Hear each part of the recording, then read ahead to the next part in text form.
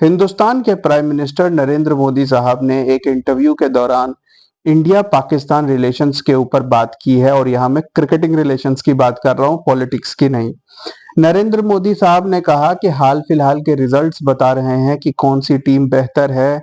मैं क्रिकेट की technical knowledge नहीं रखता हूं, लेकिन मैं रिजल्ट्स को फॉलो करता हूं और रिजल्ट से पता चल जाता है कि कौन सी टीम इस वक्त बढ़िया खेल रही है।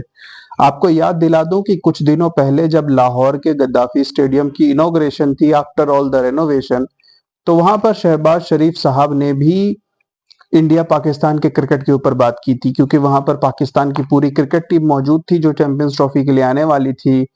तो उस वक्त उन्होंने कुछ प्लेयर्स का नाम लेकर, स्पेशली बाबर, रिजवान और शाहीन शाह अफरीदी को, तो उन्होंने कहा कि भाई जो शाहिद अफरीदी ने पहले किया है आप उस चीज को दोहराइए और इंडिया को हराइए, चैंपियंस ट्रॉफी का बदला लीजिए, क्योंकि इंडिया इकलौती वो कंट्री है जो पाकिस्तान नहीं आई है जिसने चैंपियंस ट्रॉफी का मजा खराब किया है।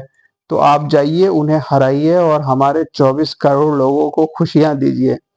खैर वो खुशियां तो इंडिया को हरा कर छोड़िए, वो किसी तरीके से नहीं दे पाए, 4 दिन में टूर्नामेंट से बाहर हो गए।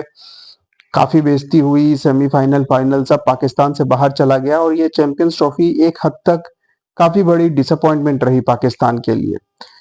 लेकिन नरेंद्र मोदी साहब ने यहाँ पे पर्टिकुलरली किसी का के बारे में बात नहीं की। उनसे इंटरव्यू के दौरान ये सवाल पूछा गया तो उन्होंने जवाब में कहा कि भाई रिजल्ट्स तो यही बता रहे हैं कि हमारी टीम ज्यादा बेहतर है। और मेरे ख्याल से एक जनरल आंसर के हिसाब से ये ठीक है।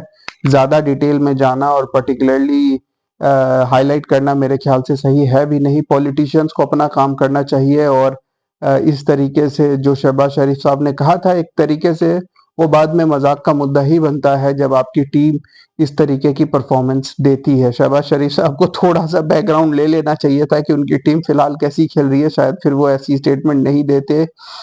एनीवेज, इंडिया की अच्छी रिजल्ट और धीरे धीरे इंडिया जिस तरीके से स्पोर्ट्स में प्रोग्रेस कर रही है, स्पेशली अभी पिछले अगर आप 3-4 ओलंपिक्स देखेंगे तो इंडिया की मेडल्स टैली दिन ब दिन बढ़ रही है। इंडिया ने अब काफी अच्छा परफॉर्म किया है हॉकी में भी, अब वापस से मेडल्स आने लग गए हैं सालों बाद।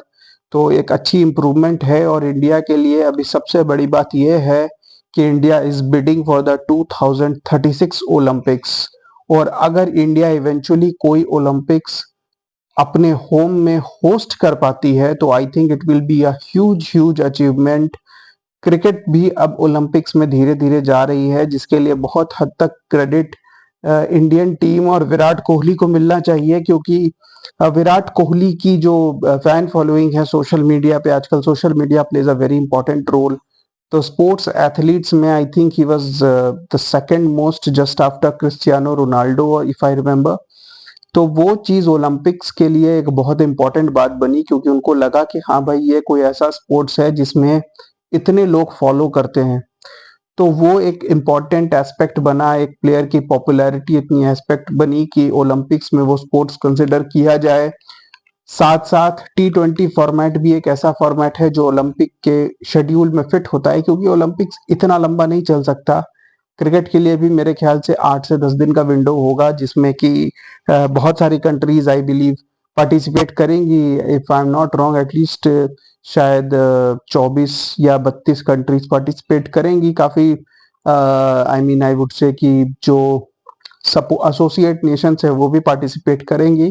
But eventually for the medals it will again turn down to the 5-6 popular teams, क्योंकि वेस्ट इंडीज की टीम वहां एक ग्रुप में नहीं खेल सकती, क्योंकि वेस्ट इंडीज की जो 5 टीम्स हैं, Jamaica, Trinidad and Tobago, Antigua, वो सब अलग अलग खेलती है ओलंपिक्स में। तो वेस्ट इंडीज की टीम भी नहीं बन पाएगी, उनको अलग अलग टीम्स बनाने होंगे। तो अगेन वहां पर India, Australia, England, New Zealand, South Africa, इन सब के पास एक गोल्डन अपॉर्चुनिटी होगी ओलंपिक्स में मेडल जीतने का।